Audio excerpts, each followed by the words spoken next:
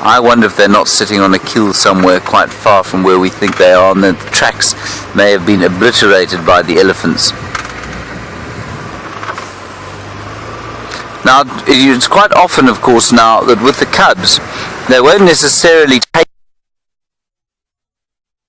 But our tech crew is on it and not asleep, like the lions behind me. Hopefully we'll be back with you shortly.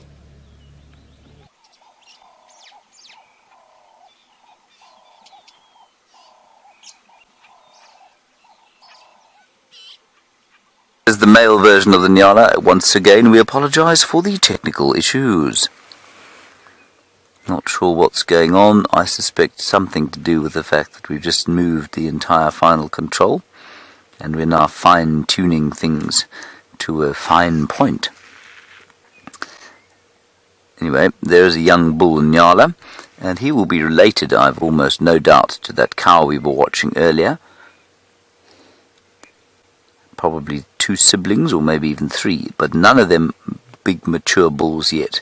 They won't be quite so friendly when they're adults. And here's an interesting one. We were chatting with David about how sort of size makes a difference to whether an animal wants to live in a herd or not. And these bulls will live in a group despite the fact that they dislike each other for many months of the year when they're trying to mate with females. That is all overcome because the advantage of being in a group that is able to look around for things that might want to bite you is far, far more advantageous than the disadvantage of being around a sort of sexual rival, if you like. But this time of the year, everything is pretty much at peace. You know, there's not enough food around for them to be doing anything other than looking for food. And nobody's trying to mate at the moment, so everyone's quite friendly. And I think you'll find at this time of the year, conflict in antelope society is probably vastly reduced.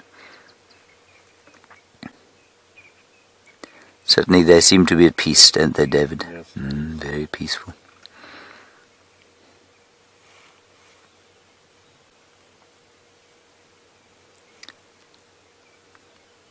Lovely sounds all around us.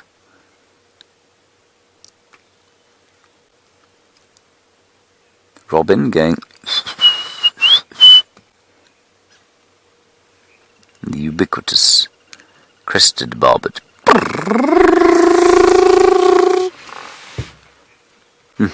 And the African sun on my face. Very nice. Right, we'll keep looking around here. Jamie Patterson, I think, has got something interesting to tell you, so let's go and find out what it is. My interesting news is that the Queen of Djuma has once again returned. She's crossed back into this area. So, the Queen of Djuma, being the female leopard Karula, Her Royal Highness, and she's gone into one of her favorite patches between Weaver's Nest and Twin Dams. We're scouting extra specially carefully to see whether or not she's popped out here. The difficulty is that these elephants that we were with earlier, they're still round, they're slowly making their way in this direction. And it means that it's going to be very, very difficult to go out and walk and track her. Whether it's for Rexon or for myself, they're very unsettled. They're not happy elephants. I think it's largely due to that bull, but it could be that they can smell Karula as well. And they're just constantly, they're moving in a very unpredictable way. Backwards, forwards, up and down. It'll be tricky to track her down in this block, but I'm hoping she might pop out somewhere during the course of the sunrise safari.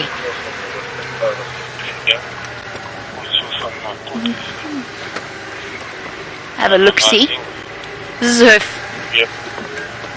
one of her favorite trees, this beautiful bright green boerbean. A lovely flash of green in an otherwise very brown and grey landscape. One of my favorite trees too. The boerbean. The name Boer, the name for the farmers of the area. So boerbean because they made coffee. out of the seed. And they also have a beautiful, it's called a weeping bourbein, because they have beautiful red flowers that give off copious amounts of sap. And Tammy, you were wondering when will we start to see the flowers blooming? We're already starting to see one or two. The knobthorns are blooming. If we have a look a little bit, we just have a look at the tree that's off to the right there of the bourbein. That's got flowers. Not the knobthorn flowers are not the prettiest flowers in the world, but it is a flower, and it's also edible. It actually tastes quite nice. And then over the next few weeks or so, we'll see the things like the bourbein start to flower. The tree wisteria, Jean-Andre spotted the first flowering tree wisteria a couple of days ago, which is one of my favorite flowers. It's beautiful, purple, like wisteria. Essentially, that's where the name comes from. So, those beautiful dangling purple flowers. And we're going to be seeing it shortly. Knobthorns are flowering. The knobthorns will soon get leaves. It'll be very, very pleasant. Oh, that's a beautiful picture. There's another bourbein on the other side of the termite, on the other side of the drainage line, and the elephants have just arrived underneath it. They'll try and get us a view. And reaching up to feed off it. Stunning. They might actually push Queen Karula out of this block as well. Can you sort of see from there, Bebop? It's so beautiful. Hello, Elise. The big bull was reaching right up into the boughs of the bourbein. Ha! He heard me say that, though, because he stopped. Oh, there we go. Sorry, not the big bull. A cow. Female elephant. Stretching with just the tip of her trunk. Trying to... Oh, she managed it. He managed to grab a branch. Oh, and now the whole tree is... Well, not the whole tree, but the whole one side of the tree was swaying there as she tries to pull it down. Whoa!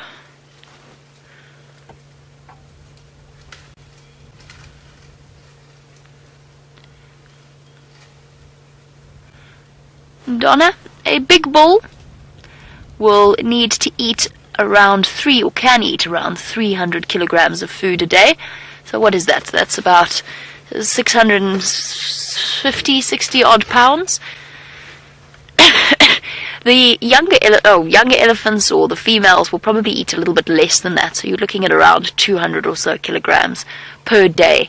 Just imagine that. Imagine how much eating you need to do to eat that much food. It's incredible. It is the big male. I wasn't going crazy. That constant need to feed. Imagine if you just walked around and were able to eat everything around you. Because that's essentially what elephants do. And that's why they constantly feed, to maintain their enormous body size. And of course their digestive system is very inefficient. So they excrete about half of what they eat as waste material. The rest of the eddies coming to join in. Only the bull is tall enough, though, to reach up to the tip-tops of this bourbein and pull the leaves down.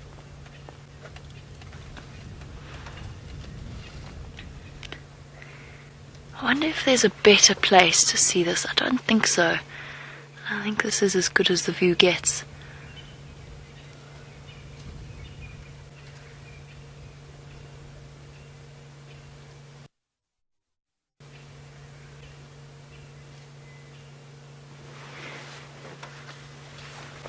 They seem to have relaxed a little bit now as well.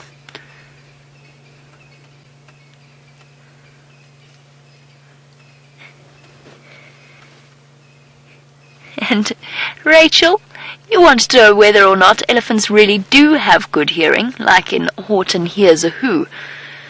I was trying to answer that really cleverly by doing it in the Dr. Zeus style, but I'm not very good at it. Rachel, they do have very, very good hearing, perhaps not quite the level that Horton does, as portrayed by Dr. Zeus, but they do have exceptionally good hearing, and there's some interesting research happening into their sub-frequency or their low-frequency vibrations that they emit, and how far those can actually travel in terms of sound waves below the surface of the ground. And elephants can actually almost hear through their feet, is what some of the research is suggesting. They essentially pick up the vibrations of those low rumbling sounds and gives them a way of communicating over enormous distances. But their hearing is far better than yours or mine, or indeed any human beings. Their eyesight, on the other hand, is not fantastic. Relatively indistinct. They pick up on movement very clearly, but other than that, they generally can't see all that well.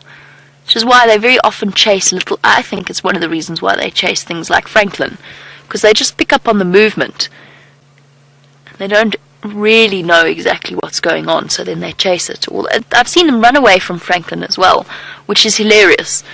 Watching an enormous animal like an elephant race away from something as tiny as a bird. Their sense of smell is also incredibly acute.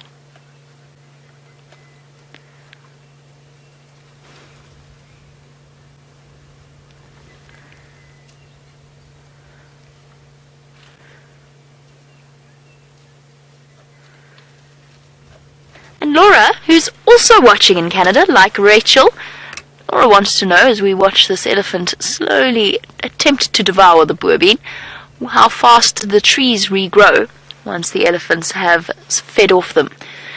It's a difficult question to answer because they sometimes they kill the tree. They can kill the tree just by pushing it over. It depends on the size of the tree, depends on the age of the tree. The one thing is that elephants are essentially landscapers. They're very, very necessary. They're a crucial part of this ecosystem because they maintain the balance of tree and grass layers.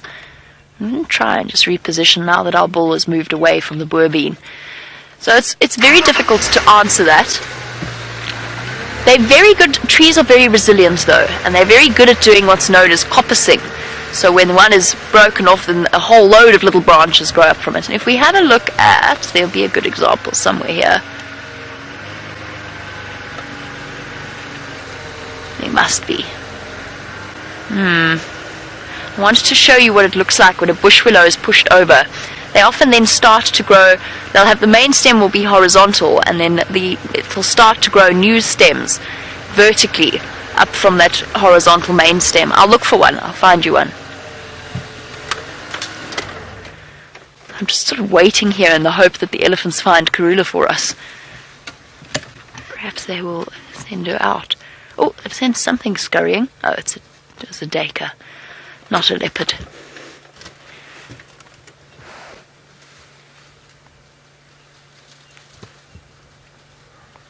At the moment, the elephant's impact on the trees is particularly pronounced because, of course, they haven't got anything else to eat. And as a result, they're probably killing more trees than normal. So often what an elephant will do is stand around a tree and feed off it for a while. At the moment, they're particularly focused and dedicated whenever they happen to find a tree that is of particularly good value. Excuse me. It's actually quite nice sitting here watching them across the drainage line wall.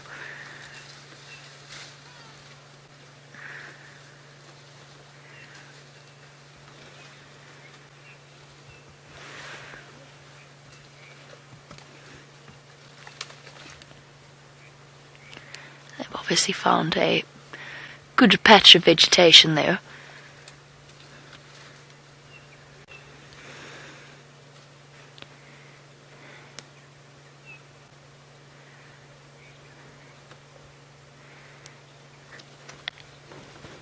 And crazy critter.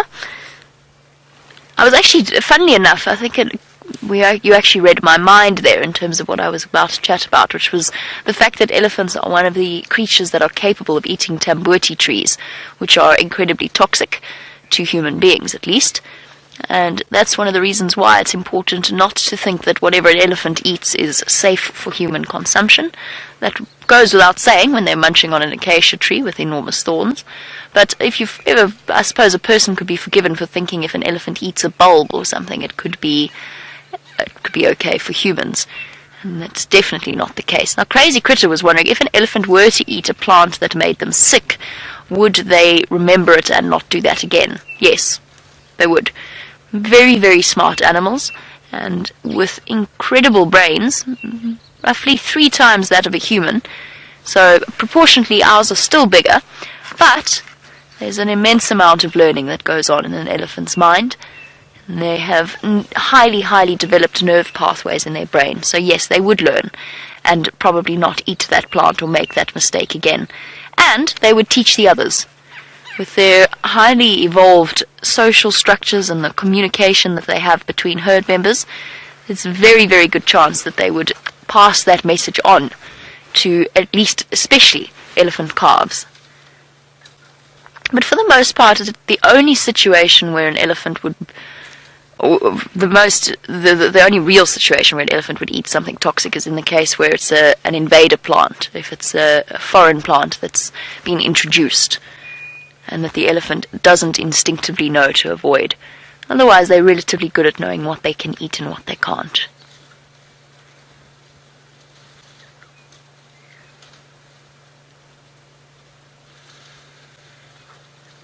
Okay. I think the sitting waiting game for Karula to pop out isn't working, so we're going to try a loop around the block. Let's go across to James, who again has something much, much smaller than our elephants. Ah, we still have it. It is a squirrel, everybody. A little tree squirrel.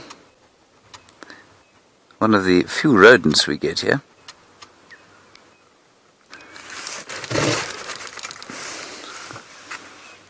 And it's looking for nuts.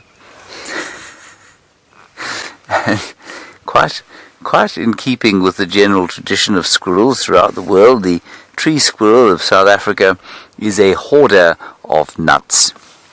Its preferred nut, of course, being the marula nut, which it finds underneath, unsurprisingly, marula trees, and it then hides them inside cavities, often in marula trees. Now, the other thing that there were over here were 2 rather sweet little crested francolin, but they've now... I was going to say they've gone behind a bush, but I think David's got them. No, I don't. You don't. I wouldn't worry about them. They weren't particularly confiding, and I got very irritated there because I failed to take a picture of them, despite the fact that they were in the right place for a perfect amount of time. Oh! Irritating! Right, let's carry on. The other thing I did while you were away is I heard a whole lot of starlings shouting at each other, squawking, and I thought, that must be the lions or a leopard, but it wasn't. It was just some spat over a territory, I think, and they looked to be much more interested in chasing each other than they were in alarming at a predator that we would like to see.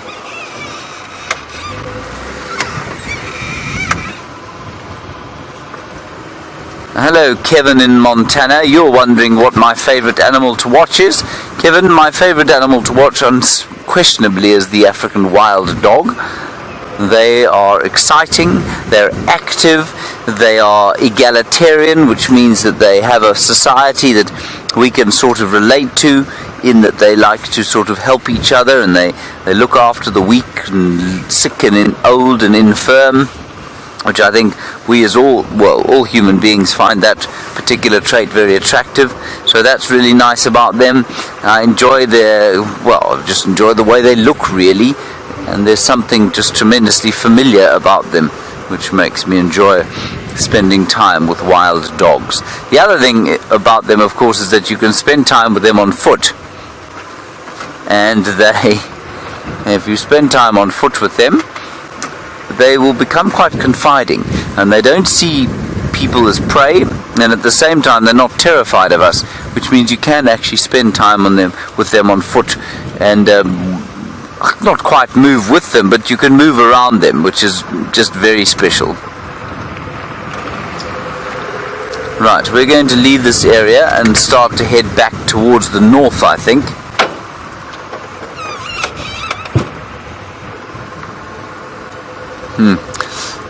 Hello, Joel in New York. You're wondering when they leave their den, the wild dogs.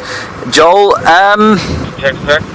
They probably have started leaving the dens now already. The cubs or the pups, which were born to two of the packs in this area, I'm just trying to think, I think were born in mid-June, early July, which is quite early.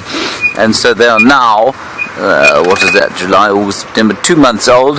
About 3 months they'll start kind of moving with the pack. But they won't, at 2 months they will probably not be denning anymore at all.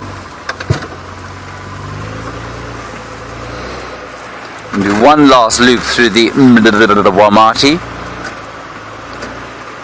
and just see if we don't come very lucky with something here, and then we're going to head back towards the north, back to the original place where we had those cubs, simply because it's quite possible that the adults will have returned from whatever sojourn they've been on. So we had 3 there. Yeah, I don't know where the others are. Hello, Rut. You want to know if there's anything out here that really scares me? Rut, yes there is. The girls in the final control terrify the wits out of me. So I'm very nervous of getting home. It's always quite a relief to go out into the bush where you can be away from them, because they're quite terrifying ladies. That's the first thing that terrifies me. No, you know what? There's nothing out here at the moment that terrifies me. When I started doing this job, not this particular job, but working out here, absolutely everything terrified me, and that's because I didn't know anything. And so the greater my knowledge has become, the less fearful I've become. And that's not to say that I'm ever complacent. Well, I try not to be complacent about animals out here. So we were sitting just now less than 2 feet away from an elephant, and there's a certain weariness though, but with knowledge that fear has gone from fear to weariness and awareness. And so no, I wouldn't say there's anything out here that terrifies me particularly. Were I to go tracking on foot lions with cubs, that would make me deeply fearful. Yes, does have to happen sometimes, but I suppose that will probably be the only thing that made me truly quite nervous. Obviously you can get into a situation where there are lots of things that can make you nervous, like a charging elephant that got really upset. That can make you pretty scared, but you know, just sitting here now, I'm very comfortable. I'm not sort of looking around the corner thinking, well, I hope I don't see such and such, because it's very terrifying. Which wasn't the case when you start working in a place like this. And it's an interesting one because, I mean, I think that's a really interesting discussion, because well, certainly in South African society, let me go up here, men, well, many societies, but men in South Africa specifically, they're never scared of anything, of course. You know, you never ever admit to being afraid of anything at all. And at the same time, we are also very convinced that we need to come across as tremendously brave.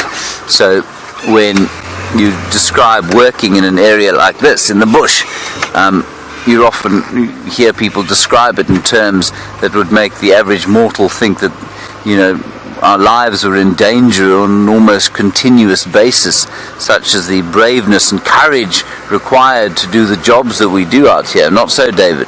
Yes, very brave and stoic we are. But in actual fact, it's once you are used to the atmosphere out here, once you've got used to it and once you understand the animal behavior here, it's no more dangerous living here than it is living in a city. In fact, it's probably less so. But that's only once you are familiar with the animal behavior and you can navigate your way around a potential threat. I always say a human being is far less predictable than any animal out here. I find the animals out here to a large extent behave in an entirely predictable manner if you are able to put your sort of self in their shoes. So for example, an elephant sees you as a predator, and sorry, this ridiculous radio. An elephant sees you as a threat, as a predator, and if you understand that, you can understand completely how it behaves. So if you put it into a position where it feels cornered, you're going to have a reaction. Same with a buffalo, same with a lion or a leopard. They all see us as predators, and it is predictable how they behave depending on how you are making them feel. And once you realize how that happens, well, so the fear of being out here slowly dissipates to a gentle weariness. I hope that makes sense.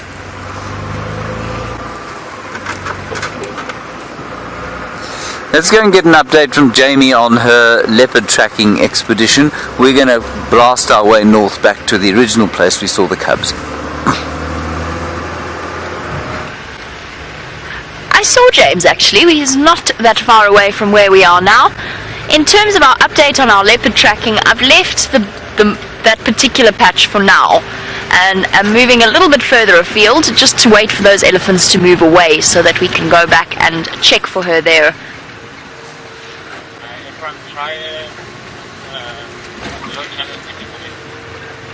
And so for now we're just bumbling along to see what it is we can find for you. I can't go walking Queen Karula just yet, otherwise the elephants are going to be very upset with me. James was talking about what scares him. Lioness with cubs is a good one. Angry elephants can also be quite scary, especially an angry elephant herd.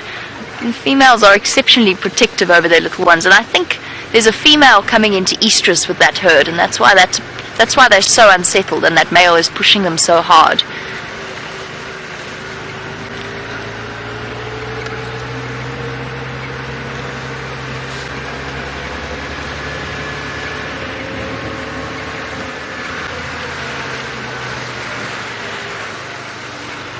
One thing I've definitely noticed, we've spoken about our different predators, there are lots and lots of hyena tracks around at the moment. And I still think it's worth perhaps doing the odd den check. I still do it. Every time I go past one of the old den sites, if I've got a little bit of time, then I just drive in and check that they're not around there or that there's no sign of them going in. But it's usually quite easy to see whether or not they're using a den site because their tracks are on the road. Like all animals, they learn very quickly to utilize human roads. So they very often use the two tracks that we go into their den sites with. But there's quite a few tracks around. Right, I thought that impala was a lion. I'm a little bit disappointed. Not that he's not lovely, but I thought it was a lion. It's not a lion. I got very excited. He wasn't standing looking at me like that, with the horns up. Otherwise I definitely would have known it was an impala.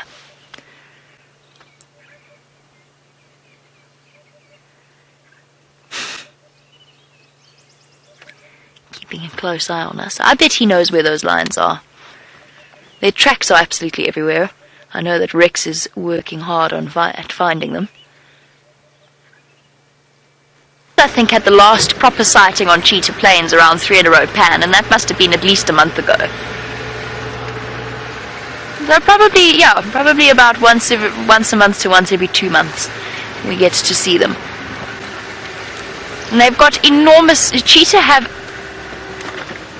I really want to get that beautiful bush shrike on camera. Let me try. Not often we see them in the open.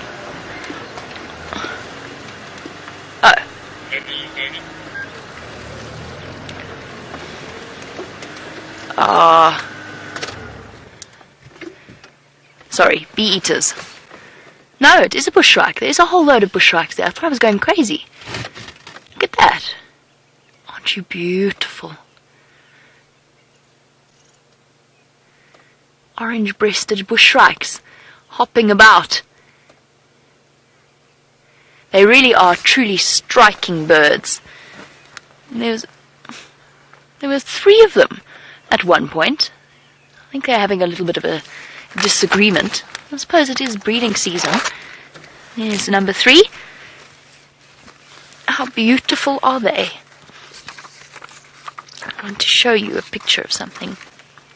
Just looking for it in my book. Now we get the grey-headed and the orange-breasted bush shrikes are the ones that we commonly get to see out here. There is an amazing bush shrike called the gorgeous bush shrike. Let me just find it. And it is one of my absolute favourite birds. Where is it? Oh, there it is. And Lady Lone Wolf, on the subject of birds, you want to know what my favourite bird is. I'll show you in a moment. But this is one of the prettiest bushshrikes. Not my favourite bird, but it is one of my favourite bushshrikes. The gorgeous bushshrike. They are absolutely, as the name suggests, absolutely gorgeous. So related to the little bird that we've just seen hopping about now in the trees, which is on this page. Sorry, trying to see whether or not I can find it for you quickly. Orange-breasted, nope. I'm not going to spend too much time trying to find it. So that's the gorgeous bushshrike, which we don't really see here, but I would love to see them. Very easily identifiable, gentle whistling call. Right, my favourite bird is find a picture of it quickly, is the black eagle, or the Verreaux's eagle. We don't call them black eagles anymore, we call them Verreaux's eagles. They are my absolute favourite. It's a very strange thing when you swap the bird books, when you get a new bird book, because everything becomes incredibly unfamiliar to you. You don't know where anything is anymore. Whereas with the well-thumbed, my other bird book has been retired on the basis that I spilled coffee all over it.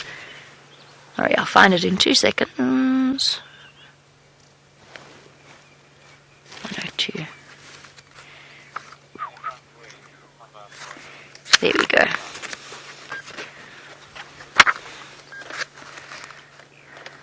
That is my favourite bird. The Verreaux's, or the black eagle. I think it stems from my grandfather telling me stories of when he used to, because he actually found the Verreaux's eagle nest in the now Johannesburg Botanical Gardens, or what is it called now? The Albert Lutuli Gardens. Walter Sisulu, that's it. Thank you very much, Brian. It was one of the struggle heroes. It was Walter Sisulu. And they have a nest there. They've been nesting there for years and years and years and generations. Right back to when my grandfather used to wander those particular rocky hills. So that's my favourite bird, I think. It's hard to choose, because I also really like the little owl species. Little pearl-spotted owlet, or a barred owlet. Those are absolutely high up on my list. I'd have to choose a top 5. Pearl-spotted owlet, Verreaux's eagle owl. I'll think about the others. Sorry, Verreaux's eagle. And a Verreaux's eagle owl, but that's not on my top 5.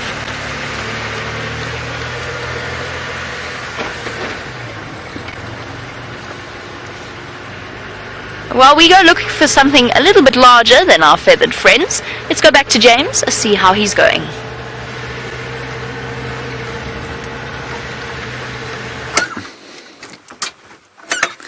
There's a monkey in there. Well done, David. And it thinks it's hiding from us, you see. But it isn't. We can see it. Sitting on the ground very happily. And the one thing that I've been wondering about them at the moment is what they're eating, without the sort of source of fruits and new buds and things. That's what they like to eat normally. And I think they're probably eating quite a few termites. The odd moth that they're able to find. I'm sure they also find quite a lot in the way of chrysalises and other sort of pupating insects that you and I wouldn't know where to look for. He's got quite bright eyes, doesn't he, David? And quite impressive eyelashes.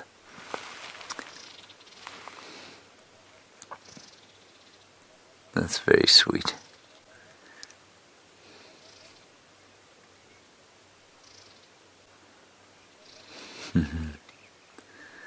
It was very quick on the super zoom button there, David. Very smooth. That's the male.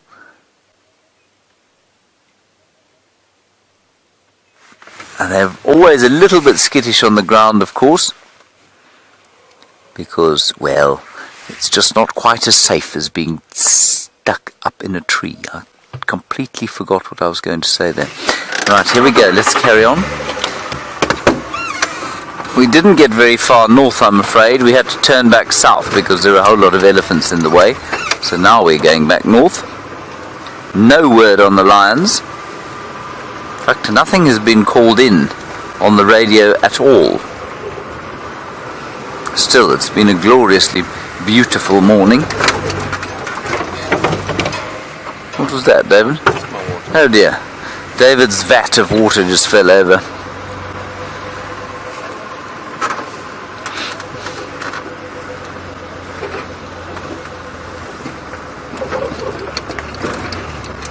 Hello, Kill Playboy. I'm not sure how to take this, really.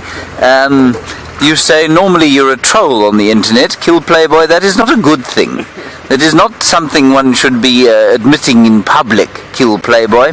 Anyway, you have decided to dispense with your trolling ways today and join us and say that you're really enjoying the stream and you really wanted to see monkeys. Well, that's excellent.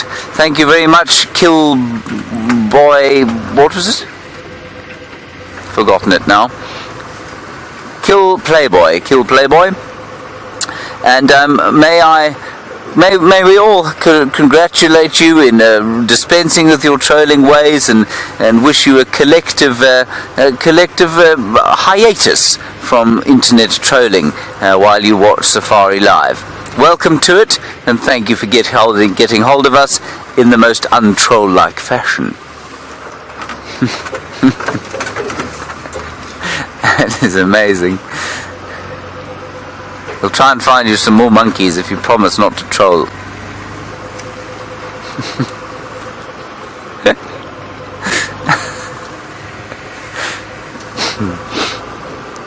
We're on a road now called Vulture's Nest Road, and the most notable thing about Vulture's Nest, David, is a negative.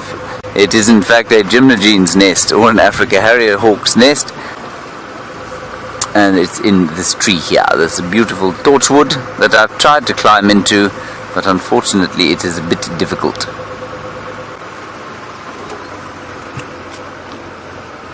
I'll just quickly show you the nest, because of course now is nesting season for many of the birds. Oh, sorry Dave, tell me when the sun's out the way. It's the one in the big pile of sticks there, you're on it. Shall I stop here? Forward, back? Sideways? No, David, to the right of that. Down a little. And I'll zoom in on that fork. To the right. There, you're on it. There. Down. You're in it. Now I'll brighten the picture a little. Oh dear. There we are. Ah. That is the pile of sticks that is the nest of the gymnogene or African Harrier hawk. I'm just trying to see if there's anything in it, but I don't think there is. I think it's just the sticks. I've never actually seen one in there, but I know that it has been used by one.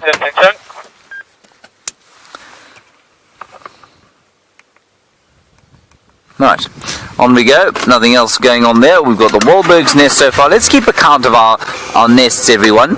We've got the Shikra nest. We have got the Wahlberg's eagle's nest. And James Richard, you want to visit the vulture's nest? Do you mean the one on Arathusa? I'm not going to go there this morning, James. But yes, we can certainly go back there, I suppose, sometime during the course of the afternoon.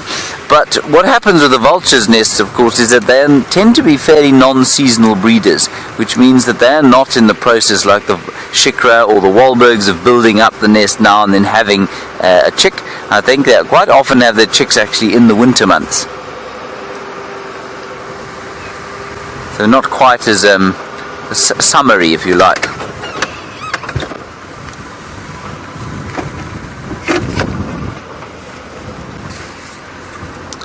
Hello Shelley, you're wondering whether the Wahlberg's chicks commit siblicide. You've heard me say that the second egg doesn't hatch. I was doing a bit of reading after I said that to you yesterday. There's some warthogs there, Davey, that don't want to be on camera, but I think you should just put them on camera anyway. Not the best warthog sighting in the world, but we'll take it for now. Wahlbergs do lay 1 to 2 eggs, but apparently it is far less frequently 2 than I thought it was. And I don't think they engage necessarily in siblicide when there are two, but it's unlikely that both would survive. So it is actually normally just one egg. I thought it was one or two, and it was a sort of 50-50 that they did it, but it's actually apparently 95% of the time only one egg. So they don't engage in siblicide like Jamie's favourite bird, the Varro's or black eagle. I quite liked the black eagle when it was called the black eagle. I don't know, I found that very kind of simple and romantic, rather than... You got him there, Davy. That was a very fast whip pan. Those warthogs are absolutely terrified out of their wits. It must have been the whip pan. You're in whip pan form today, Dave. And there was something... the black eagle is a really interesting one, because I know Jamie was telling you about it. The very first bird, I think, or raptor, I think I ever remember noticing was when I was probably 14 or 15 years old, and I knew nothing about the bush. The only thing I knew was that when I was in a wild place it made me feel good, but that was the sole thing that I knew about the bush. And I was sitting at a stable yard just outside of Johannesburg, now north of Johannesburg, and which is now unfortunately a very large squatter camp, but never mind that. It was kind of countrified, and I remember looking up at the sky, and it was probably about, I don't know, 2 o'clock in the afternoon on a Johannesburg summer's day, and these three great sort of things appeared, flying, just gliding over, and there were three black eagles. Very unusual to see three of them together at all, very unusual to see black eagles there, but that's what they were, and I remember being absolutely awed by them. They are really impressive. Now let us go. This is where we kind of began our search this morning, and we're just going to do a little search around more and see if we can't find perhaps the Ninkapuma pride. While we do that, let's head across to Jamie and find out what update she has on the Queen. No updates on the Queen, I'm afraid. All is very, very quiet out here. And the Game Drive channel is incredibly quiet. I don't think it's been... I spoke too soon. James is talking now. Asking, calling for Rexon to see what's happening. Right. So I spoke too soon. The Game Drive channel is not completely quiet. However, Andrew just finished off with a coffee stop and called in. Andrew from Cheetah Plains, one of the other guides. And he called in on the Game Drive channel and said, are there any updates? And Ephraim said nothing. There was a moment of silence, and then Andrew said, confirm, nothing. So it's just one of those quiet mornings in the bush. Just one of those days where the animals are one step ahead of us, or behind us, or somewhere else. You've got to have quiet mornings. Well, not that the morning's over just yet, but you've got to have quiet mornings to keep things exciting.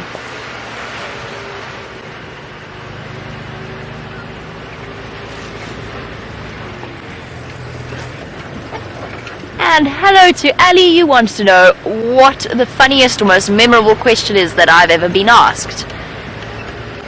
I think one of my favorites was, is this a thorn tree? He was standing next to the tree at the time. It clearly had thorns. I wasn't quite sure how to answer that one. Sorry, distraction. I think we've seen, this morning we must have seen about 6 or 7 duiker. Lots of them moving about.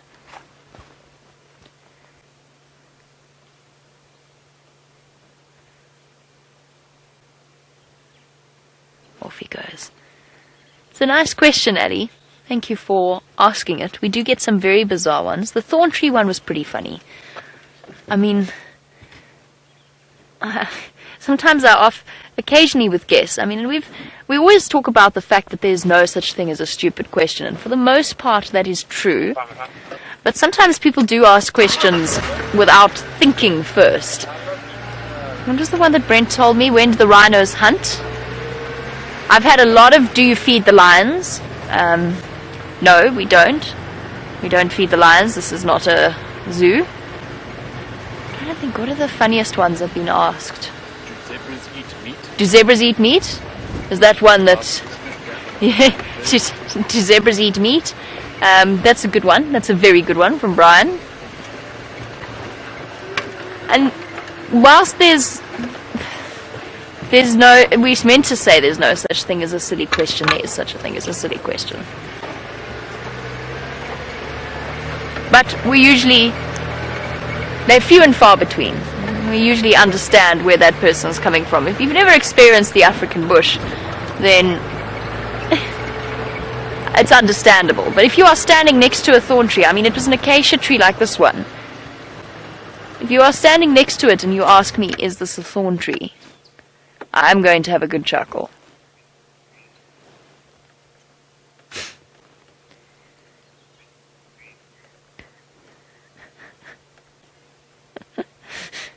Is this a thorn tree? I don't know. Touch it and find out. See how that works out for you.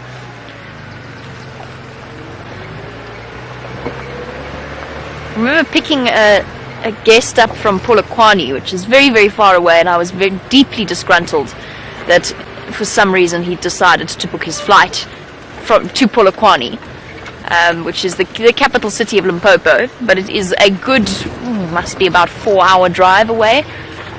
So it's difficult, it's time consuming to get there. So he had already started off on a bad foot, although that wasn't his fault, poor chap. And he didn't have any idea why I was so disgruntled with him.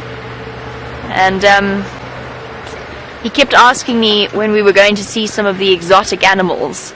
I'm trying to tell him that they're not exotic if they come from here. Then they're just animals. They're just animals that live here. He also then, which was hilarious, but also slightly terrifying. Now, Polokwane is the capital city of Limpopo. It's like all big cities. James was talking about the fact that... There's some dwarf mongoose over there. James was talking about the fact that it's scarier living in the city than in the bush. That's absolutely true.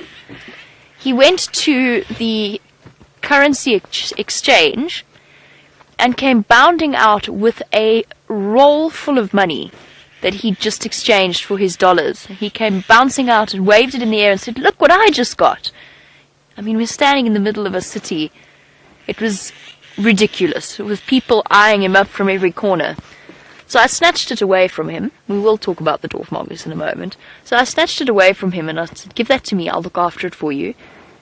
You don't go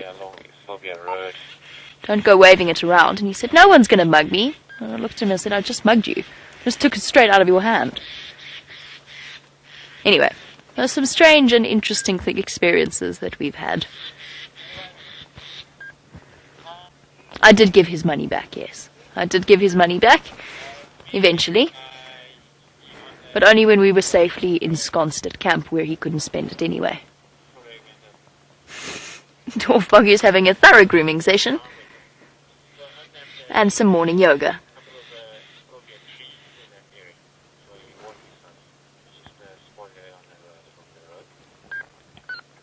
Having a jolly good groom and nibble. And I think they've had a bit of a late... I think they've had a bit of a late start this morning. It's chillier than normal. So they've been waiting for it to warm up. And now only just emerging, lazy mongoose, to head out and go and search for their daily meals. We had such an extraordinary sighting, when was it? 2 days ago, with the dwarf mongoose that was breaking apart bark and then munching up the termites. A very, very special moment.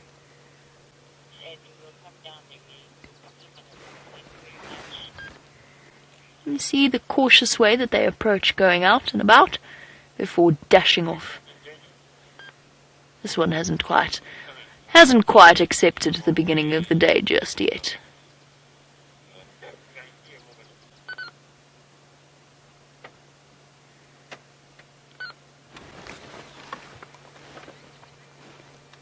Off you go. Everybody else has left you behind. Or are you going to stay and perhaps look after little ones? It's possible. The dwarf mongoose do leave behind babysitters, but I don't think so. I think he's just being lazy. Here we go. Oh, Anyway, look at that. Fascinating. Scent marking. Rubbing its cheek along the branch. That was a scent mark. What they then do is they do handstands. I'm hoping he's going to do it for us now. They do handstands and anal paste. But they do it upside down. It's fascinating to watch them do it. Oh, no. Usually towards the end of the day, and they usually have set little spots that they anal paste on. So for those of you who think they're absolutely adorable and would make wonderful pets, think again, unless you would enjoy having your furniture covered in dwarf mongoose anal paste. They've also got very sharp teeth, and speaking from experience, are not afraid to use them. Poor old Steph and the mongoose that was hanging from her eyelid. I had one hanging from my septum, from my nose. Same mongoose.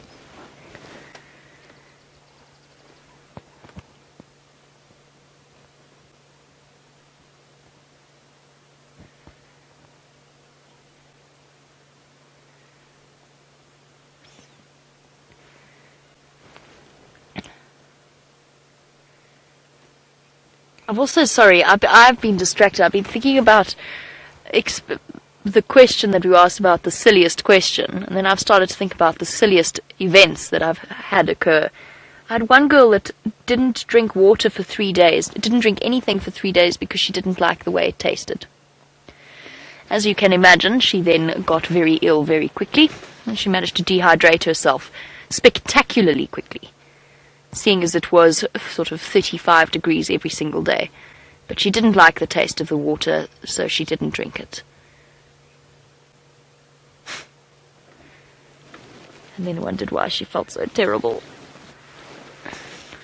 And then I tried to get her to drink and she wouldn't. She kept refusing and saying it was revolting. It really wasn't. It's not that bad. Ah. Off they go.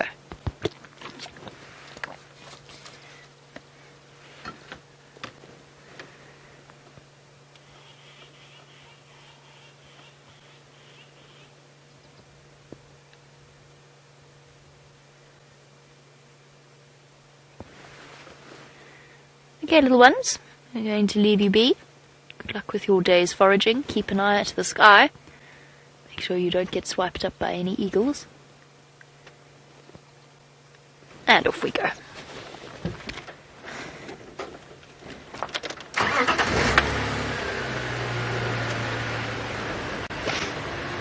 Well, they've all dispersed now, they've all disappeared, but we probably saw about 8 or 9 mongoose there. And David in Napa, welcome to the Sunrise Safari. You wanted to know how many mongoose live in, dwarf mongoose live in a group. It's usually around, I would say 8 or 9, 10 that we see. Sometimes you do get bigger groups, but that's, whoopsie, got distracted by the old Dacre kill that was in the tree. Very, very old. It's now disappeared. Yes, you sort of around 8, 9 or 10. You sometimes get the bigger ones, and sometimes obviously you get splits of different groups when they get too large, or when little ones disperse when they reach sexual maturity and they go off and form their own little groups. And we get to know because they've got their tiny little territories. You're talking sort of not much larger than about, depending on the area, probably about 8 or so hectares. And we get to know the different groups. So there's about 13 of them that live on Quarantine, and there's a couple that live around Treehouse Dam. The one at Buffelshoek Dam, which I think might be the same one that we saw now, numbers about 15 in total. One of the only sociable mongoose species, apart from the banded mongoose, which we never get to see.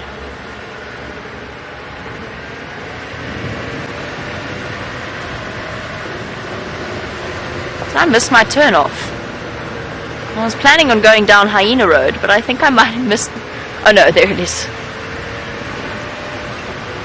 So busy distracted thinking about the answer to the silly question.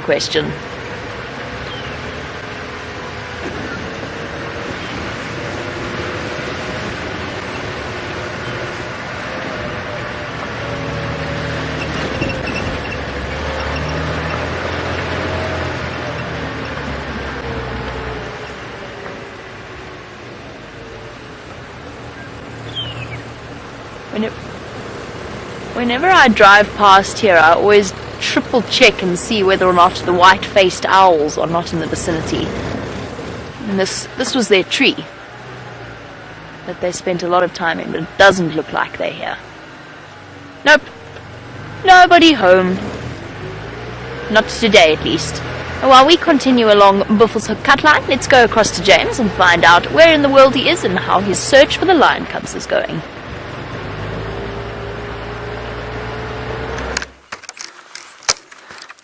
This may have been a very bad idea. There seems to be some fairly loose bark arranged on this tree. Always wanted to climb it, feeling very nervous.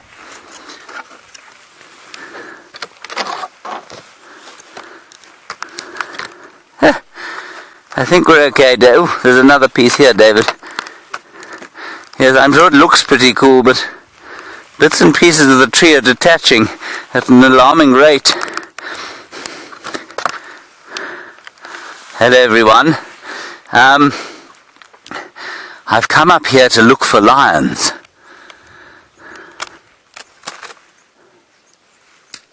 But I haven't seen any. The reason we came down here was because we went to Hyena Road first, where Rexon said he thought he saw the tracks going. Now, I don't know, many of you have been watching for some time now, and we've been watching the Nkuhuma Pride in that very large drainage line called the Mlwamati, just to the east of the Gari cut line. Now, I mean, that's not, you don't need to remember any of those names or anything like that, but it's not far from where we've had those cubs today. And I wonder if they haven't come into this area. And Rexon said, come and check Hyena Road and then go and check Buffelshoek Dam. There's nothing at the dam. I'm not surprised by that, of course, because there's no water there. But somewhere around here, the Nkuhuma Pride is, with the rest of the cubs. Quite possibly, they're on a kill. And I think that's why they've left those 3 youngsters there. And interestingly, I think it was 3 youngsters, or 2 teddy bear cubs, so the very little ones, and one of them that's a bit older, so about, I think I've decided they were 11 or 12 weeks old. That leaves, of course, the 2 that are missing. That was a teddy bear and I think the other 12-week-old one, and that leaves us with another 3, which are the older cubs. So what's interesting here is I think maybe the older cubs of 14 or 15 weeks are now moving with the pride. Perhaps they've been taken to the kill. They may have been walking with the pride. It's very young for them to be moving with the pride, but maybe that's what's happened. And the 3 younger ones have been left while the rest of the pride went hunting, and the other 2 quite possibly still lost. So who knows? I might be talking absolute nonsense there, but that's what I think's happened. Right. Now, David, this tree is definitely rotting much more than I thought it was. If you watch this.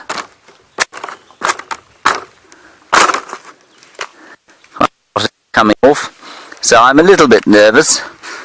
And my daddy always said, you must never climb down something frontwards. You a little awkward, you know. But here we go. Yes, it is rotting.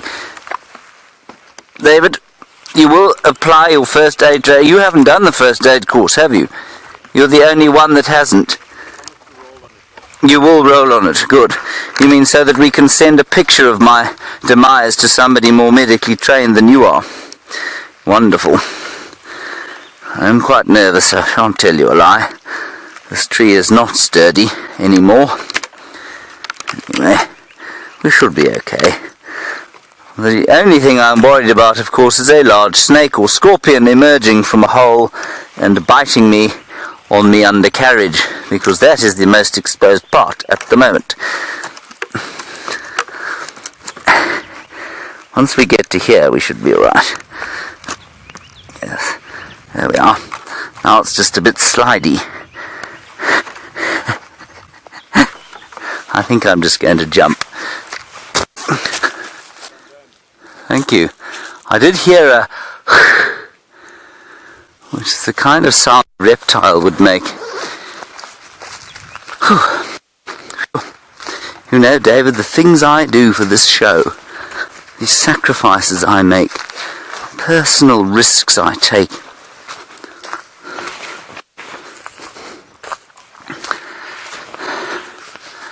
Well done, everybody. I know that wasn't a particularly biological segment, but well, there wasn't much leaf on that tree to show you about, and I wasn't about to retrieve a scorpion with my bare hands from the middle of the tree. I'll find you some biology now. Here we go.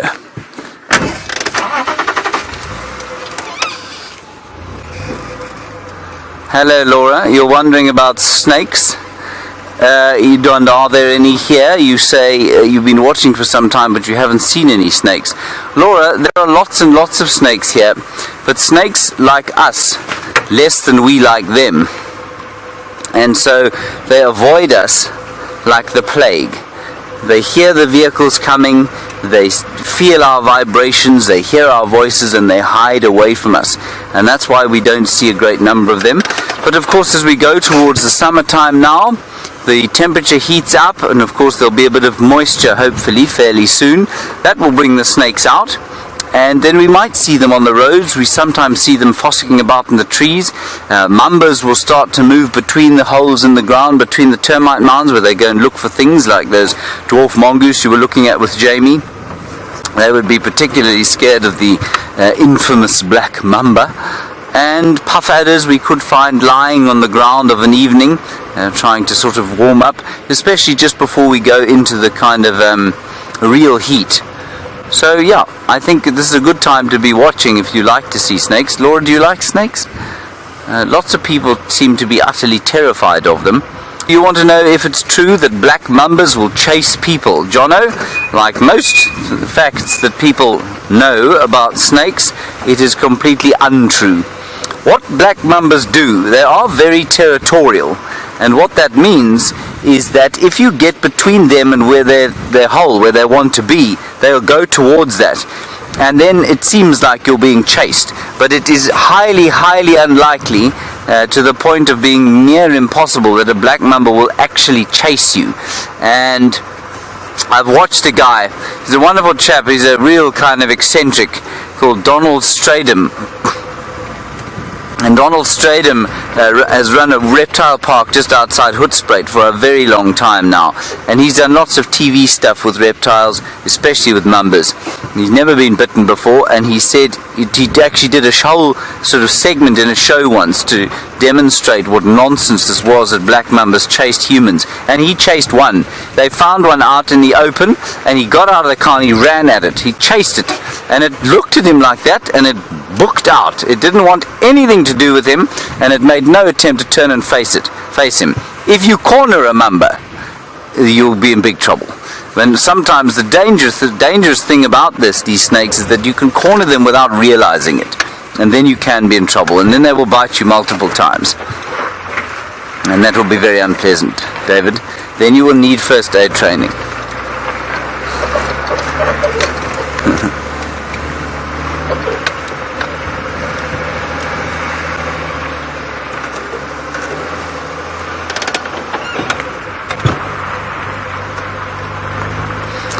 Hello, James Richard. You say we often talk about the reactions that lions and leopards have to us on foot versus in the vehicle. How would they react to us in a tree? James, I think that if they smelt and saw you in a tree, they'd know exactly what you were. I'd be interested. I think a leopard would just walk away. I'd be interested in a lion's reaction, though. It'd be quite interesting, because you would be very much behaving like a monkey. And a monkey, of course, is fair game to a lion, and I think that they would be quite interested. And a lion is not scared to go up a tree and try and fetch something out of the tree if it can. And so you might find yourself in some trouble. I would far rather meet a lion on foot than I would in a tree. Climbing a tree would be the last thing I did if I was trying to get away from a lion, unless I knew that I could climb into the very tip-top of it, where the lion was just simply too heavy to go. But you don't want to be sitting in a tree with a lion trying to hook you out. Well, maybe some people do, I don't though. Okay, we're going back to the original spot now, and while we do that, let's go to Jamie and get an update from her.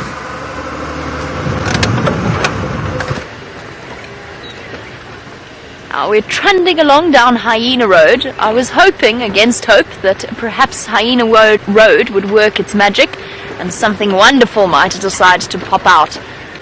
Now, of course, the story behind Hyena Road was Gendre 2 seconds before the lions came pelting out, chasing buffalo, saying, "We never see anything on Hyena Road." Hence, Hyena Road has become something of a magical road. Unfortunately, today, it seems as though it has let us down. There's not even a waterbuck. There's usually at least one waterbuck on Hyena Road, but they've all gone into hiding.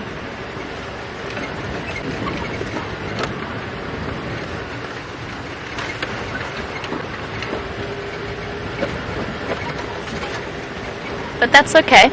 The mysteries will wait to be unfolded this afternoon on the Sunset Safari.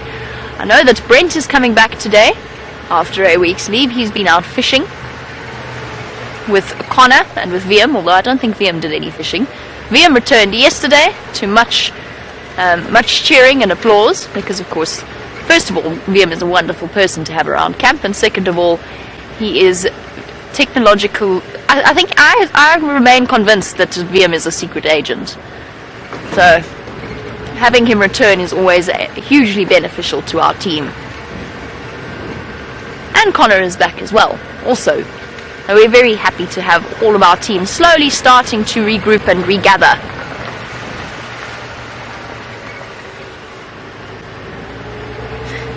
The only thing I can tell you this morning is that the lions were everywhere last night.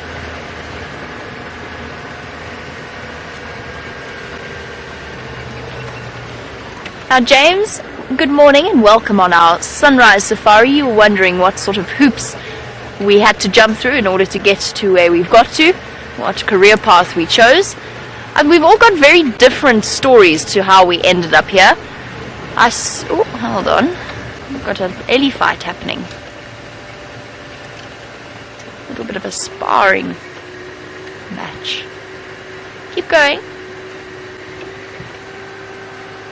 Sorry, James, can I put your question on hold for one moment?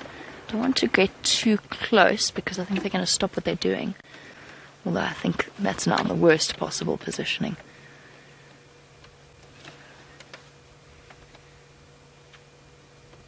The male on the left is clearly much larger than the one on the right.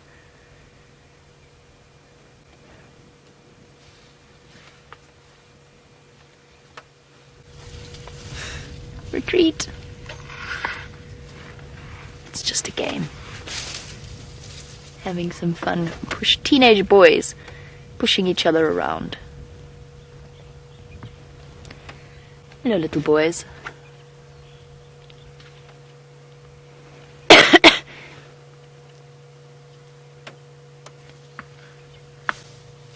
can hear the sound of the tusks knocking together. One's got the size advantage, the other has a tusk advantage. But size is what really counts. See, pushing him further and further back. Oh, look at that, he's actually got his head between the tusks and pushing it right down. Oh, there we go. Back up again. That's nice to see. The elephants have been much less playful over the last few weeks, which makes sense because obviously they are far more focused on feeding than anything else. But it's nice to see them play every now and again.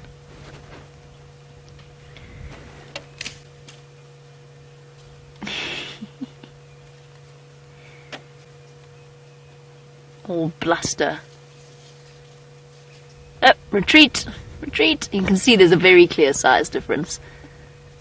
The bull pressing home his advantage. Oh, and off they go. Let's see if we can reposition. So while we do, James, he wants to know how we ended up where we did. I did a law degree once upon a time. Obviously my legal career's going swimmingly. And then went off to train to be a guide. And then worked in research guiding rather than actual lodge guiding. So taking around people who did their PhD and so on different animals as well as volunteers. helping with the monitoring of the different animals of the reserves. And I ended up here purely by chance. I happened to go onto the Fagaza website to check and see whether or not I was all paid up and fully sorted for that year.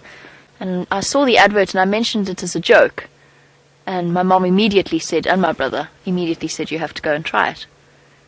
And here we are, over a year later. And I think we've all sort of stumbled into this job in different... I mean, Brian's had the most amazing background.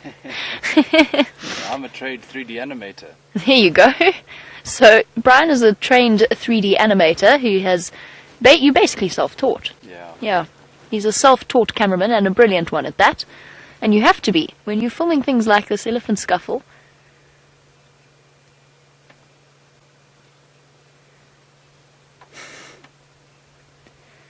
off they race. Either way, I think we're all very glad for the paths that led us to where we are today. Let's go across to James, who's got a lovely little bird to show you.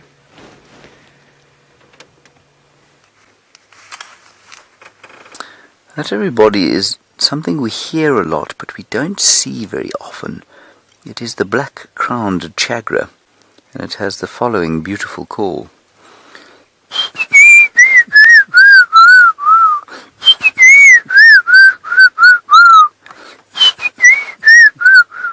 You can see that the chagra is not in the least bit confused. It certainly doesn't think that there's a chagra sitting next to it. And what they're looking for, lizards, insects, tadpoles, believe it or not, or small snakes. And they're not going to find tadpoles or small snakes knocking about there, but they could easily find some insects to eat. And they're shrikes. You can see that very obvious shrike-like beak with a little tooth at the end of it. And this is probably a little couple, and they are monogamous. Well, they're monogamous breeders. That doesn't mean that they are monogamous forever. So in one breeding season they'll be monogamous. And they build a shallow sort of cup, a nest cup, a typical sort of bird's nest in a shrub about, say, 5 feet off the ground. So they could also be looking for nesting material at this time of the year. Look at the brilliant, brilliant coloration compared with the leaves. Isn't that amazing? That reddish chestnut copper color on the back of the bird is exactly the same as the leaves. It is also smaller than a piece of elephant dung. Do you see that there, David? Yes. It can hide behind elephant dung, should it require.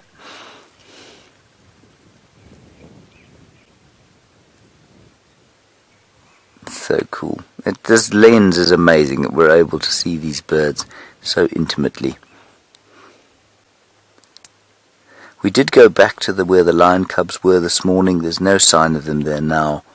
So we're just going to let things be for a little while, I think, and see how they play out. Keep watching the dam cam during the course of the day and see if those lions don't pitch up. Alright, from the Chagras, David and I, we say goodbye to you, and we'll see you this afternoon at 3 o'clock. Until then, stay safe and happy, and I'll leave you with Jamie and the elephants. Our elephants have decided that since it is the end of the sunrise safari, they're going to slowly disappear off into the bush. They did continue their scuffle. I think they've been having a wonderful time. For the last few moments, let's see if we can stay with them. I'm just going to go forward now a little bit. I'm going to roll forward. Oh, come on. Come on, Wendy. You can do it. Ah, gravity's just not quite in our favour.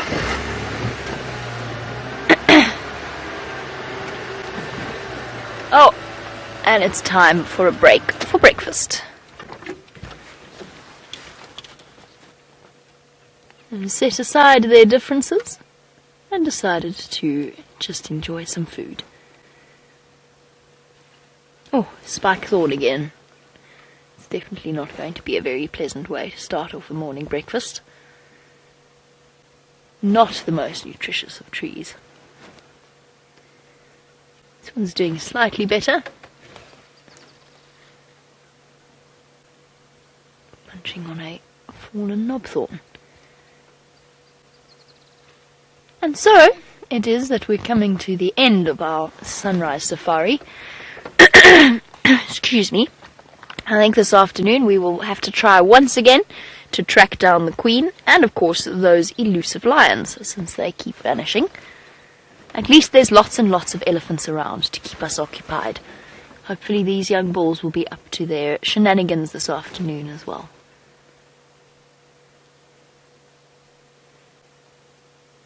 A beautiful, peaceful way to end off a morning drive.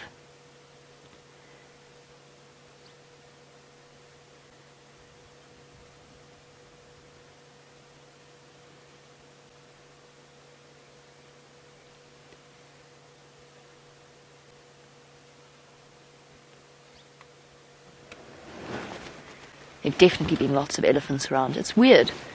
It seems as though we go through phases where there's no elephants at all, and then all of a sudden they all come back. There's herds absolutely everywhere. Hopefully they will stick around for our sunset safari, and we'll get to spend a little bit of time with them as well. And boys, I thought they were going to scuffle again, but unfortunately not. And we are slowly but surely reaching the end. It's time for us. The elephants are having their breakfast. It's time for us to head across and enjoy some of Amanda's amazing cooking, which I feel like I can smell from here. I'm so hungry. And so it's time for us to say our goodbyes and our thank yous. So a big thank you to Brian, and a very well done, as of course to the Thumb as well, in the Thumb's standard morning attire. Always gets dressed officially for work in the mornings, as well as to the lovely ladies of Final Control, to Kirsty, to Lou and to Jerry, and then most importantly a vast and enormous thank you to all of you watching across the globe. We'll catch up with you for the Sunset Safari, but until I see you again, have a wonderful day wherever you happen to be, and we'll catch you then. Bye bye everybody.